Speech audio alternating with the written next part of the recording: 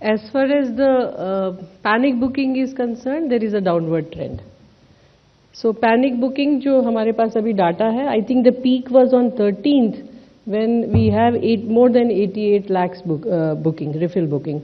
So 13 तारीख को लगभग 89 लाख रिफिल बुकिंग था और अब उसके बाद डाउनवर्ड ट्रेंड हमें दिख रहा है.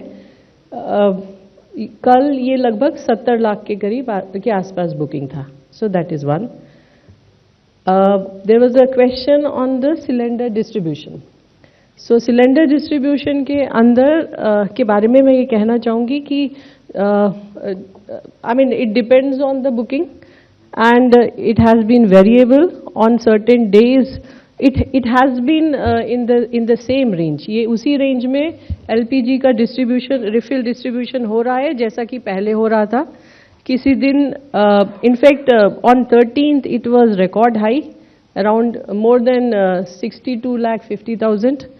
On 14th it was 60 lakhs. So sometime it is 50 lakhs, sometime it is more, but it has not reduced. So I think I have answered this question.